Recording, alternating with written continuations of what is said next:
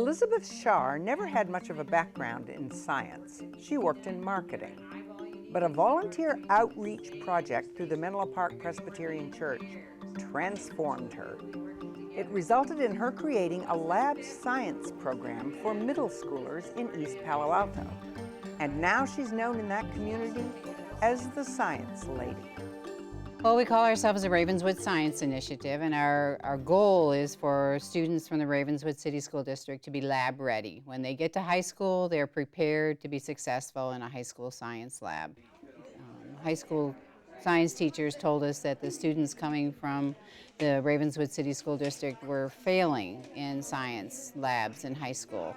What is it about labs? Why are labs so important? I'm gathering there's something just about the tactile, hands-on learning that's totally different from book learning. It's breathtaking. I'm telling you, when you see that Alodia leaf underneath a microscope and you see those beautiful green chloroplasts working, it is literally breathtaking. You can just hear the excitement all over the lab. Oh, look at this, look at this, look at this.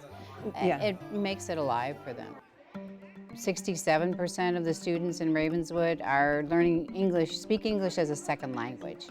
So that's a tremendous challenge. About 90% of the student body are from homes that are designated as low income. You compare that to Menlo Park, about 5% of the homes there are designated as low income. About half of the parents did not graduate from high school. When you compare that to Menlo Park, where 70% of the adults in Menlo Park have graduate degrees.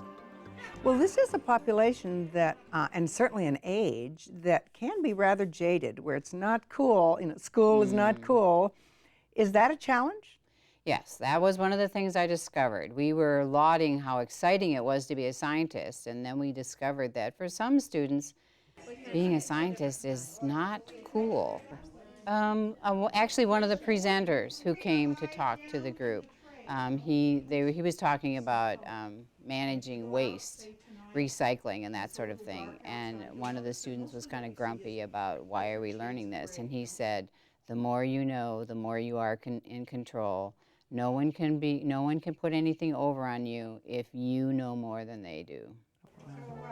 So what do these volunteer professionals bring apart from the labs? What do they bring that's different from what teachers might bring? They bring magic. They bring this love of science that's just contagious.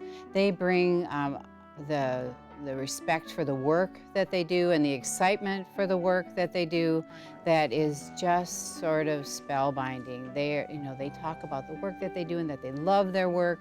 They bring this depth of knowledge and content. Do you think they get anything out of it? Oh, the scientists love it. They really enjoy working with the students and the engineers too. We also have several engineers that we work with. It's a very meaningful experience to watch the aha moment when a student gets it. When they see that cell wall, when they see the nucleus, when they understand density, after measuring a metal cube and dropping it in a graduated cylinder and measuring it, weighing it on a balance scale. And when they finally get it and there's that aha, that's pretty special reward. Well, you have this prior life, tell me about it, and how, professionally, and what that brings to what you do. By profession, I'm a marketing person, and I spent many years working for Disney at Walt Disney World in Florida. And what I brought from that to these science labs is I consider each one of these labs a show. It's a performance, it's a presentation. And so for every lab, we plan out by the minute everything that's going to happen. We call it a show flow. And with the objective being that at the end of the show, students understand something they didn't understand before. And this started in a church program, I gather.